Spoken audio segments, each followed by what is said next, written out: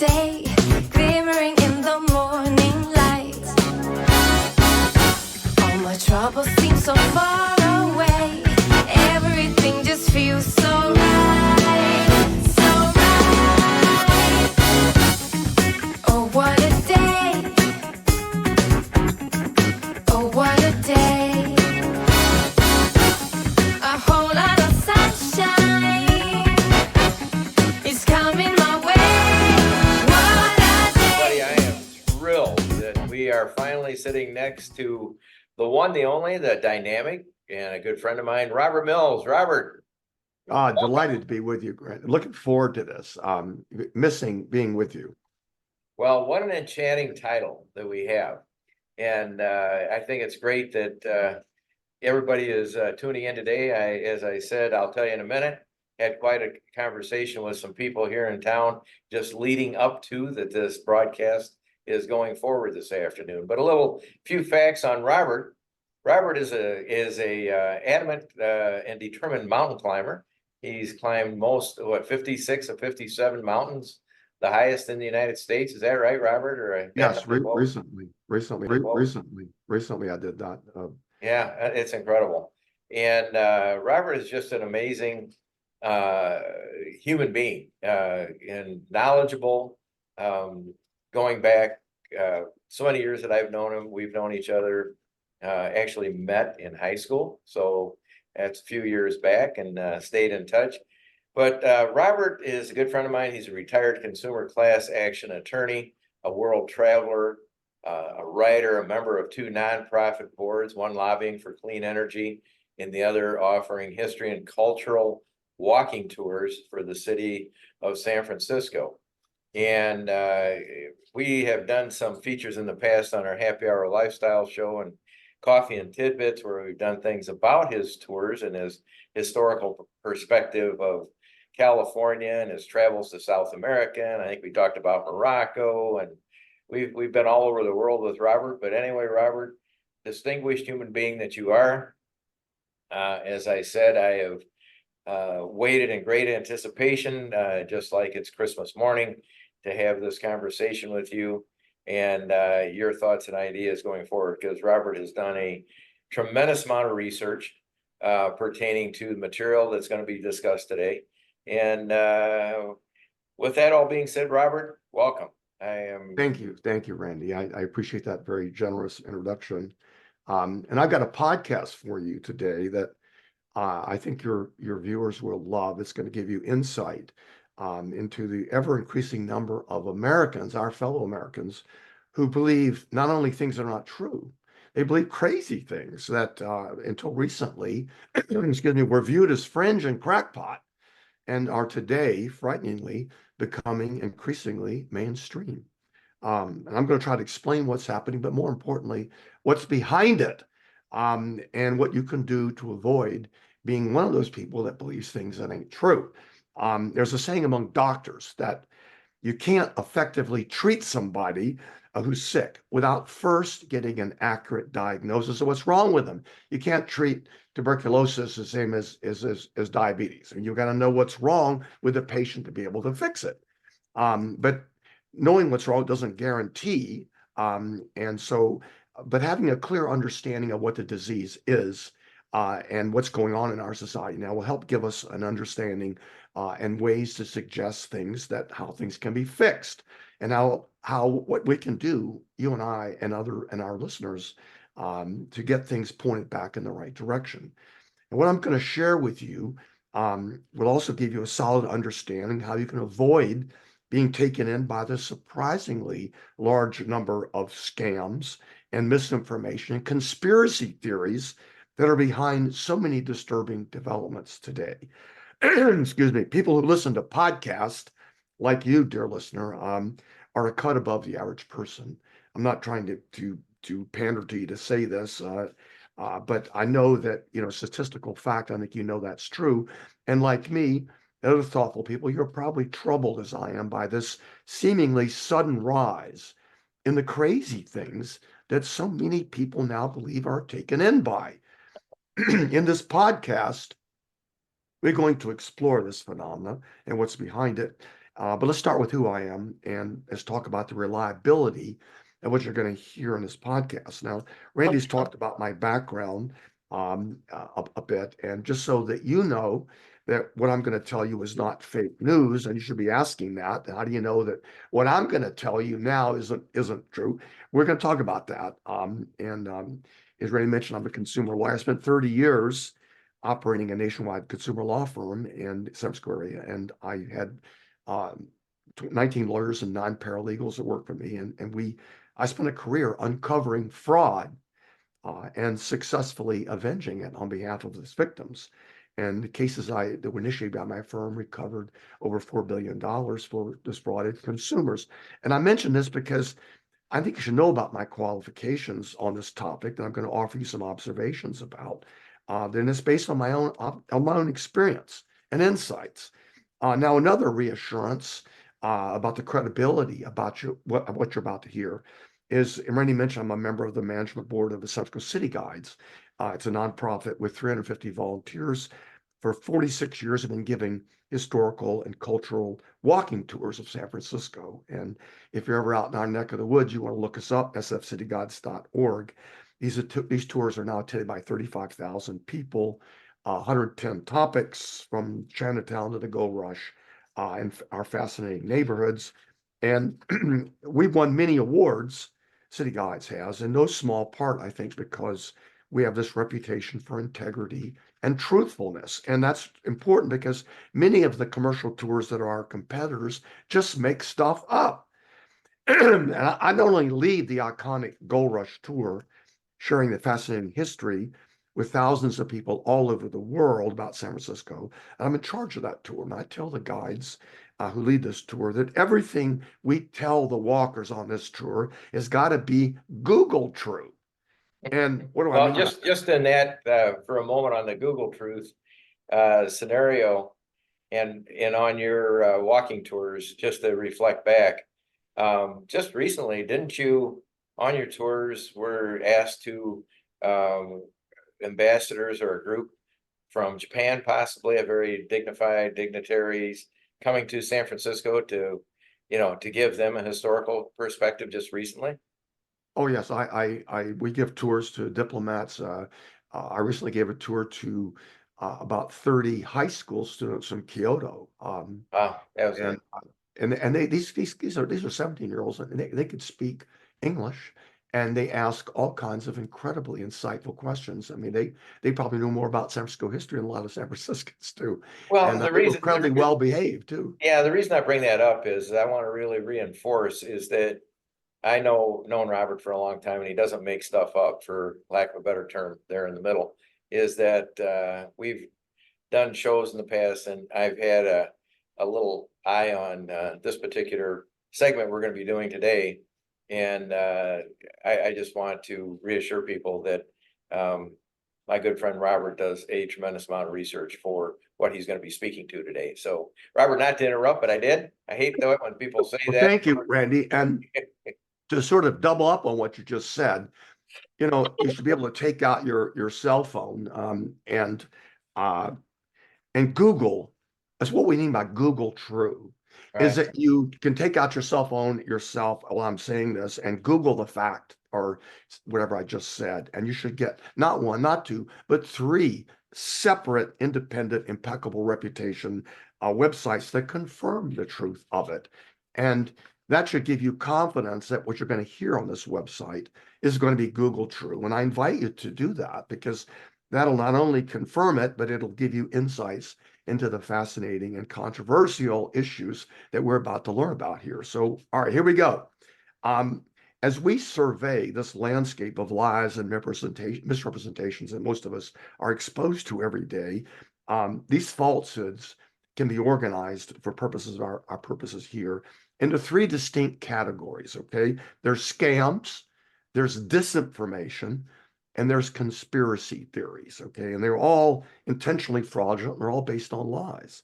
Let's start with scams. They're growing like crazy in the United States. In fact, we've got an explosion of misinformation that's threatening our democracies. And then after that, we'll get quickly to the most scariest phenomenon of all, which is the rapid rise of dangerous, baseless conspiracy theories that are now believed by many tens of millions of Americans. Okay. So we're going to quickly examine this phenomena. I'm going to tell you how to avoid being duped by them, and I'm going to explain why so many people are being taken in by these claims, for which there's not only no evidence, but there's overwhelming evidence to the contrary. Let's start with scams. Scams, what's a scam? A scam is a pitch, a solicitation that's intentionally false and fraudulent, meaning it's based on lies, although some of what they tell you may be true to gain some credibility, but the scam itself is overall untrue. And a scam seeks to persuade you to do something, to invest, to buy something, to give money, to provide information about yourself, all of which is going to be used and exchanged for something that you're never going to get. Okay? In all scams, you inevitably lose the money you invest, and whatever personal information you hand over will be used solely in an attempt to steal your identity and withdraw from your money from your accounts or both. Now, it seems mind-boggling to me, and perhaps it does to you too, that despite how obviously fake most scams are, the number of scams that swindle Americans is absolutely skyrocketing. And so too is the amount of money that they're swindling Americans out of every single day. But the victims are reluctant to report that they were victims. Why? Because they're embarrassed. They're loath to admit that they're that gullible. And many believe that nothing will come of complaining anyway, so why bother? So they keep quiet and don't report it. And interestingly, for similar reasons, the same underreporting phenomena occurs with people who are the victims of rape and sexual assault.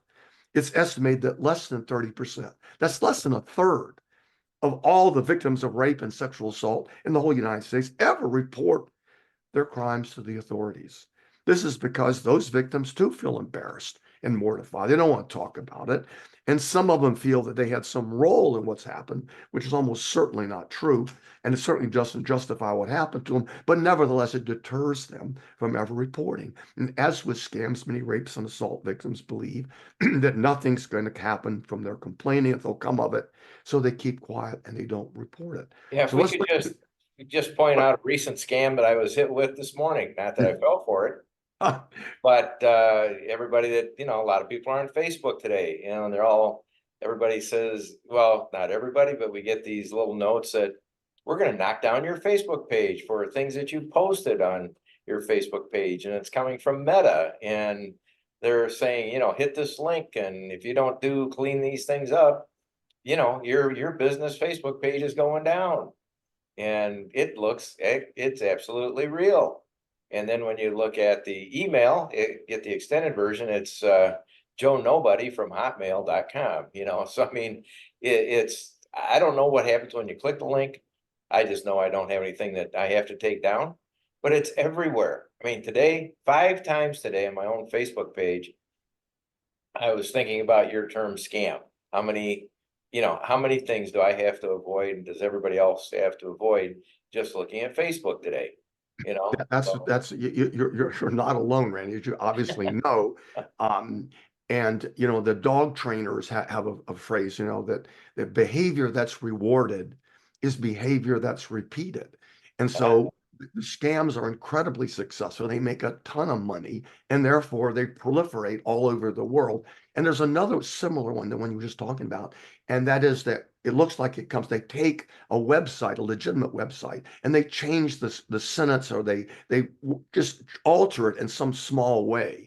It's a different website, but you look at it, if you don't pay attention, you might miss the fact that it's been altered. And so it gives it and people click the link, and then they download malware onto their system, and you're not going to like what's happened to that. But let's look at the scale here of the scams that were actually reported. Okay, according to the Federal Trade Commission in 2023, last year, scammers swindled 264,000 Americans, two-thirds of a million people, admitted to the FTC that they were scammed out of more than $10 billion. And that was in 23 alone, and that's a 67% increase over 2021.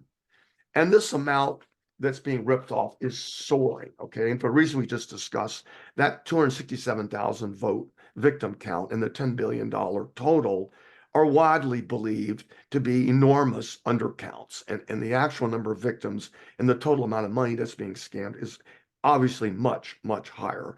And So you're, sadly, so you're telling me my letter from Nigeria and my uncle that just got found, and I just sent him a little bit of money so I could get my $300 million ain't gonna happen? Is that what you're telling me? sadly, as I'm going to explain it further here, I mean, it's people are follow this stuff, and it's exploding. It's all around us, and the reason is a couple of reasons we're going to talk about here. But one reason, as I just mentioned, it works. It does. I mean, they're doing this because they're getting $10 billion. Actually, that's what was admitted. They're getting a whole lot more than 10 billion. It goes up every single day. And Man. so if you're in Nigeria, you're talking big money here. And so they're going to Dang, keep. I'm brokenhearted now. You ruined my day. Wow, that Um, hurt.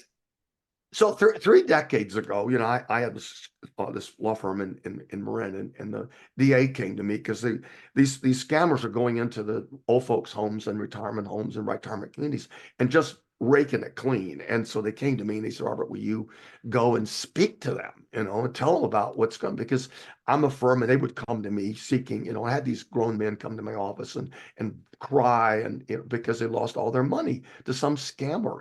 So he said, you go talk to these people. So I went to these communities and talked to them, and I gave out handouts of all the red flags and things you look out for. And I discovered in these conversations, what is it people don't understand about scams. So I'll run through some of that with your listeners here so that you will know. And if you know this, it really helps a lot. First of all, scams never come from a real life business, okay? A brick and mortar business with a store and address, a phone location, you're in the phone book, especially if it requires a license. If there's anything like that there, it's almost certainly not a scam. Doesn't mean it's legit, but it's not a scam. The scammers come solely over the phone and the internet, okay? There are these kind voices that you hear, very persuasive voices, but they're phantoms. They're in foreign countries. They're using fictitious name, non-existent addresses, fake identities, and always, always outside the jurisdiction of the U.S. courts and law. So what does that mean? The first thing it means is that you and I were just talking about, and that's very important. It means there's nobody to sue. There is no way to get your money back. There's no way for law enforcement to get your money back. If you give them money, you're never going to see it again. And nothing that any law firm, the FBI, anybody can do to help. And many people don't realize this. I mean, I was surprised how many people get, well, if they don't, I'm going to sue. I'm going to call the police. That's not going to work. And American courts have no jurisdiction an inch south of the Mexican border. Okay, I'm not blaming Mexico, but I mean, or any northern border either. And so it means that even if you could somehow find the phone number of the law enforcement agency in Nigeria, and with that prince that was talking to you, or in Russia or wherever, and you could get a translator and you could talk to the chief of police there, and you could say, I want my help and I want your help get my money back. What you're going to almost certainly be greeted with on the other side of the line is uncontrollable laughter. They're not going to do it. And so there's a big distinction here between people, to start out this discussion, between scams and disputes with real businesses, okay? And I think you'd be interested to know the scale of this, the number of victims who call my office seeking help, how many of them were scams versus how many of them were actual businesses. And the ratio was 400 to 1. There were 399 people calling me up and saying, this wonderful guy on the phone, this internet thing, and only one was actually in the United States as a business. And that does not mean that 1 in 400 was somebody I would take that case or could get it back. The whole lot of things had to happen before that would happen.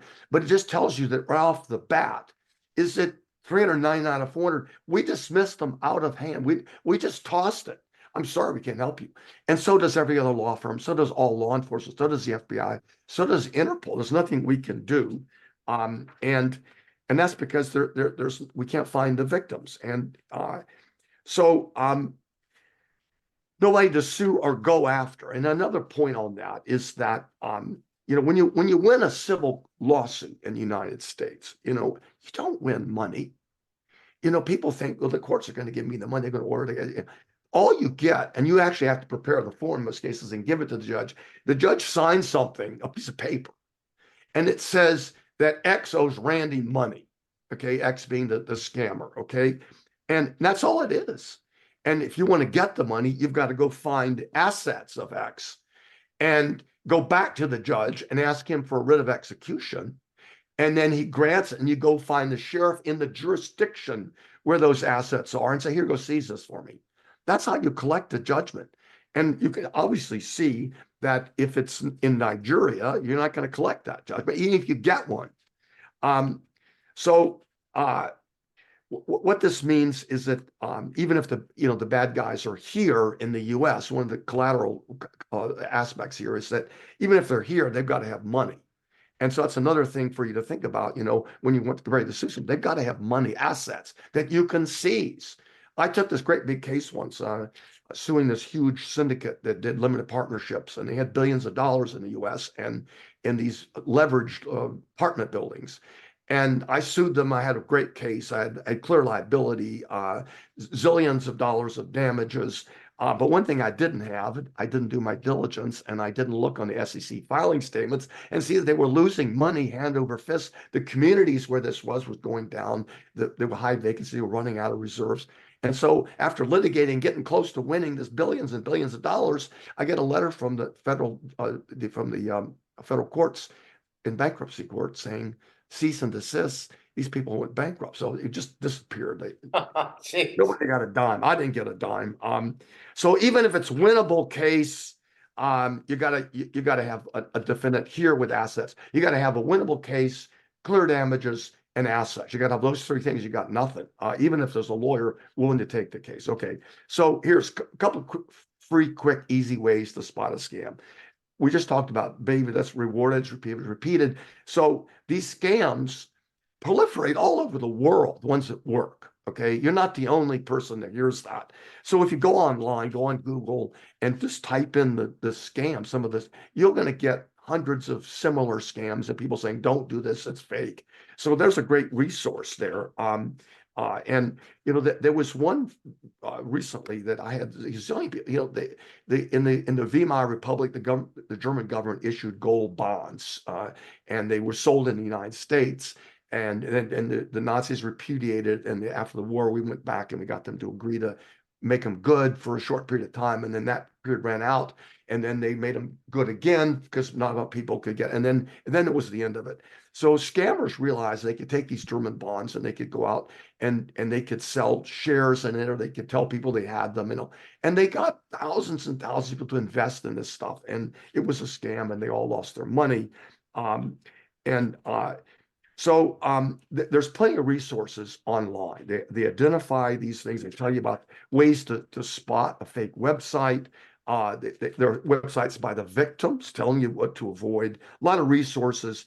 Then secondly, scams are phantoms. We talked about that. There's no person. There's no business. There's just this voice. And if you can't find a business with Google Street View, and it's a scam positively.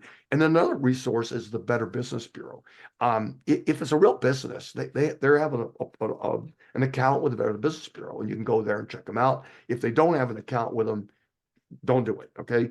Lastly, this is really frightening because, just to recap what you said about this segment is that you had 399 cases that came and you had no interest in them, because you knew that it was virtually impossible to collect and find them. Dismiss them out of hand. Sorry, cannot.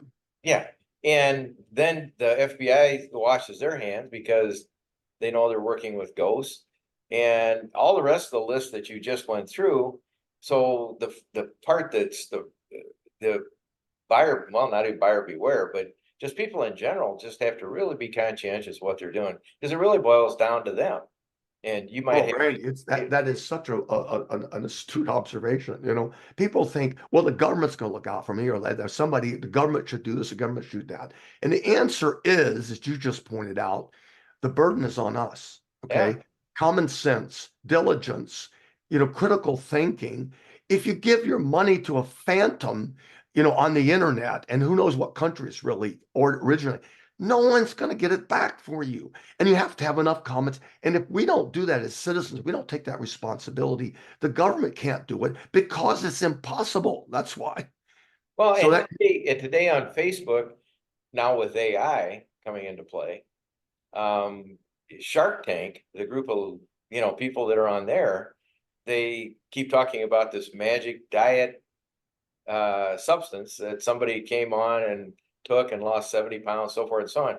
But if you watch those commercials closely, it's not them saying anything. I mean, they've denied that they had anything to do with it, and they can't get it out of Facebook. And if you look at the words based to the face, it was all AI generated, just the way they sound. So I mean, if they can't get their false, you know, advertising out of Facebook, think of how difficult this is. I mean, these guys are multi-billionaires and can't get it done. I mean, oh, I mean, I'm going to talk about in the section on disinformation about this explosion in AI. And you're right, it is opening up this enormous can of worms. It hasn't really hit yet. It's going to yeah, be much, much more difficult to tell the truth from scammers now, yeah.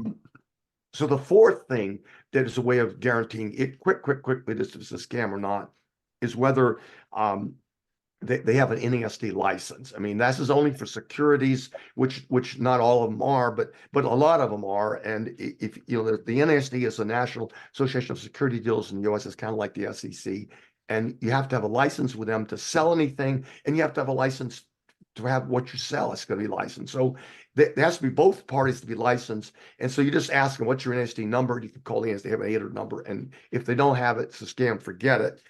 It's a guarantee. Okay. Um, so, and elaborating kind of what you said here, do the victims of scams in the U.S.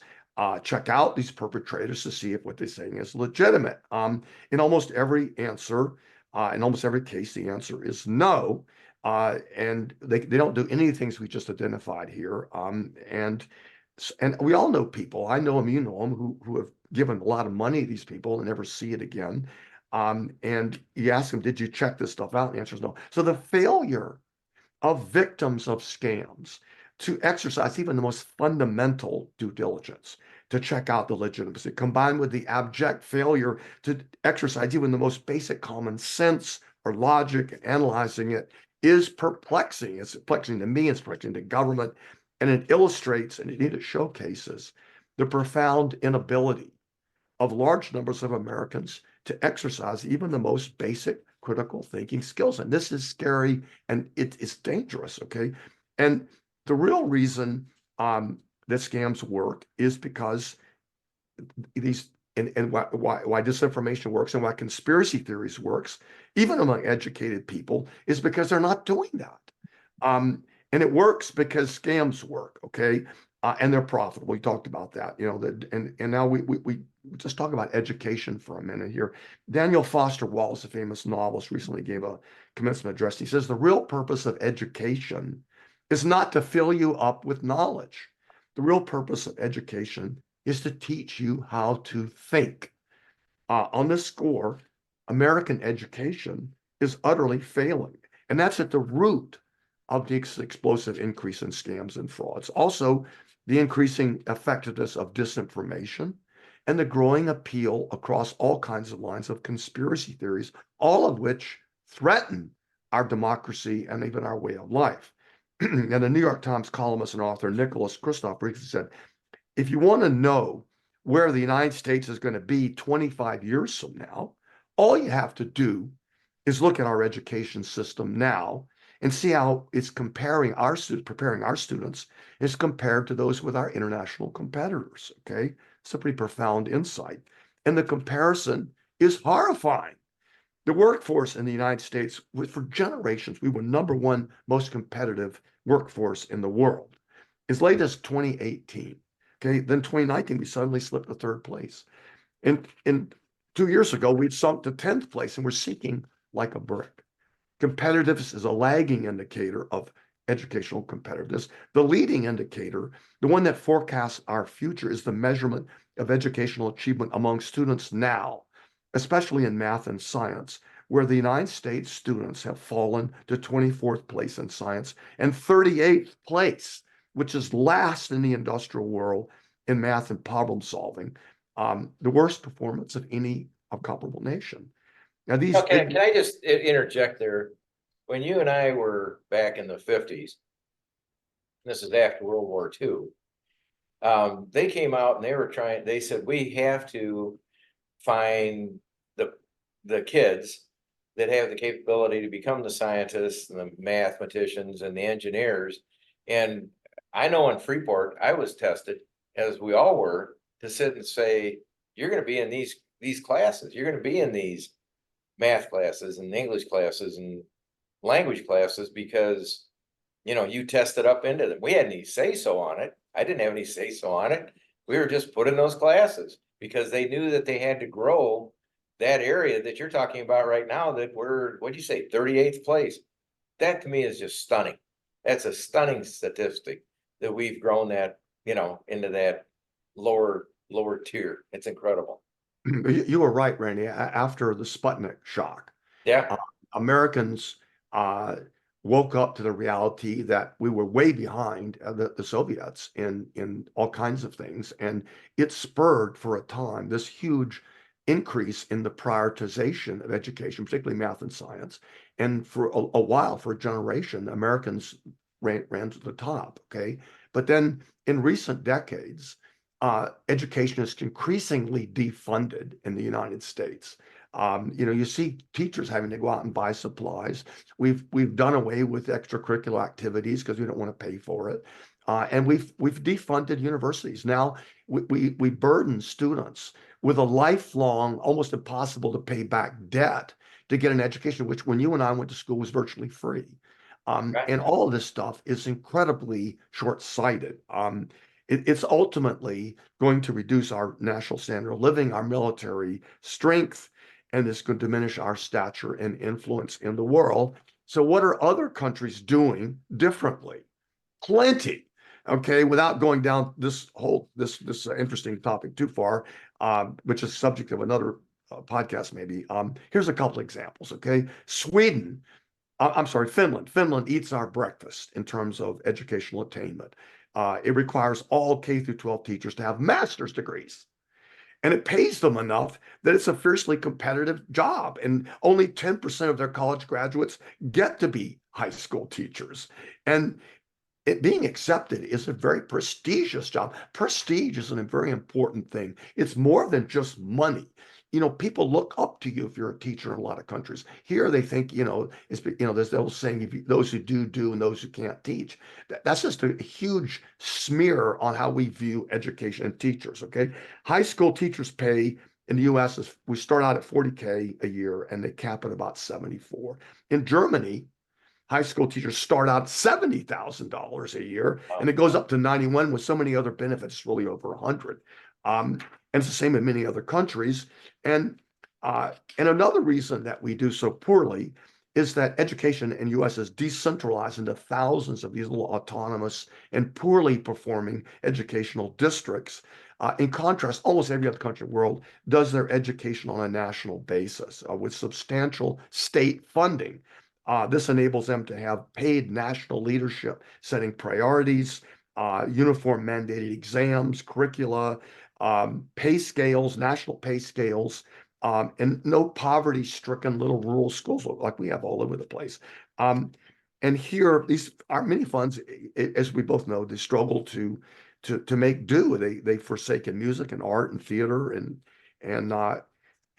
there's constant interference now. This is a new thing. In school districts with these far-right crackpot groups coming in and harassing school board districts because they want them to teach critical race theory and what they call that, which is just really racial history. And they're obsessed about bathroom transgenderism, things like that.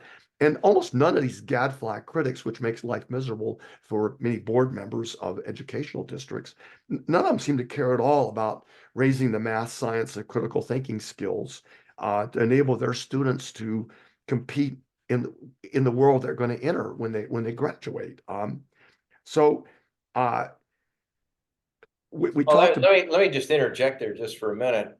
And again, going back to our own experience, is that teachers in general, when we were going to school, we considered them, more than some ways, almost parents.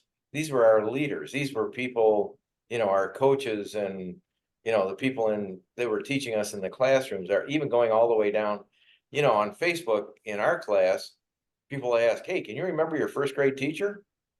I do actually. I remember many of my teachers in high school with when I went with you. I remember them because they were so impressive. Because they were important to us. I can remember every teacher I had, and it's funny, now it might be the only thing my brain can hold right now, but I do remember my teachers because they were important to me. The work was actually hard for me. It possibly because I was in those math and trig classes and they had to, we got credits actually in our senior year for college for the classes that we took in high school, and they were difficult, and but we had to do the work if we wanted to graduate, and we had to learn. Looking back on it, might have been better if I was an artist or somebody that was in media or saying, might have been more comfortable for me. But certainly the education I got and the teachers that we had, I still to this day admire. And that, I I had think, the is same what, experience, Randy. I really looked up, and in college it was the same. I had many professors that to this day I hear them talking to me, and uh, there was I saw a cartoon the other day that it said, what do you to a teacher, what do you make? How much do you make? And the teacher says, and they ask these other people made a whole lot of money. They turn to the teacher, well, what do you make? The teacher says, I make a difference. yeah, And exactly. That's and great. so I went back, actually, this, I went back to college about 8 to 10 years ago. I was asked to be in a position I knew nothing about media or media law.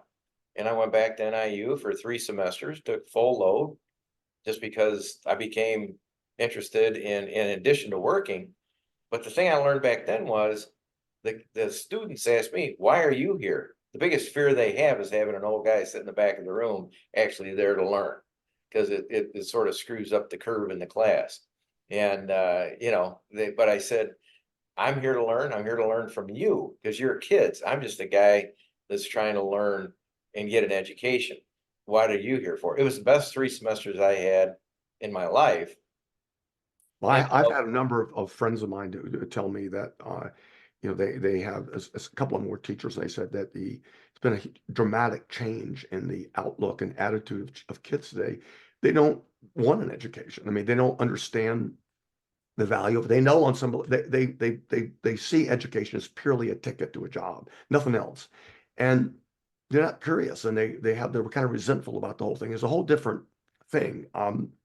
And as we talked about, one of the problems of this whole scam thing, or this whole thing we're going to talk about here is the sense that, without government, the government can't fix this, that we individuals have to fix it. And if we don't cross-check, if we don't exercise critical thinking, and we believe a lie because you read it online, or we heard it on Facebook or something, and then we cast a vote in an election in reliance on that lie, then we as a nation are in deep trouble. And it looks like that's where we're headed.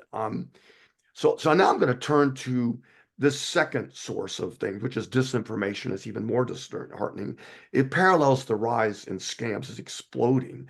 Last week, the French president, Emmanuel Macron, issued a dark and prophetic warning about the world's complacency in the face of disinformation, and in particular the campaigns of China and Russia that threaten European security and democracy. And he's pessimistic about the democracy's ability to withstand that, especially as you were mentioning earlier, Randy, once it becomes turbocharged by AI, by artificial intelligence. That revolution is coming. Europe, says Macron, is mortal. It can die. So too, we might add, it can the US, So Macron points out that the highly successful campaign being waged by Russia against, in support of its aggression in Ukraine, is not the only thing. It's much broader than that, and it's closer to home. And he points out that democracies, to be able to function at all levels, even in local elections, are going to be upended soon if the voters in those elections, who are inundated with misinformation, can't discern on their own what the facts are and what the truth is concerning important issues and decisions that are before those voters. So we'll come back to that in a bit here. And Russia and China, as we all know, have thousands and thousands of trained agents surging millions of emails and pieces of podcasts and tweets and Facebook posts, all our platforms in the United States, pumping all kinds of disinformation, and it's working. And you can see it. They fan every flame, every discontent, every distrust in our social body politic, and it's working. You can see the effects of it in our political discourse. And with this artificial intelligence coming, it's widely predicted, of course, it's going to get explosively increase. And so we have to get ready, and we're not ready. So again, why is it working? I'm sorry, why are they doing this? Because it's working. And, like the dog and the trainer, it's working. And they're using it with great success to undermine us.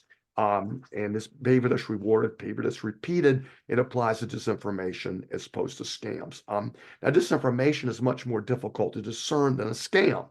It requires Googling the facts and thinking about it and looking for reliable sources and exercising reason, logic, and facts and skepticism in a way that a lot of people are not willing and capable of doing. So I'm promising that, Randy, we're going to tie all this together in a second here. Before we do, let's take a quick look at by far the most perplexing and frightening development for me, which is probably for you too, and you and our dear viewers. And that's the sudden rise in the U.S. of the popularity and the belief in conspiracy theories. And it's not just the belief in these things that troubles me. Conspiracy theories have always been with us. I mean,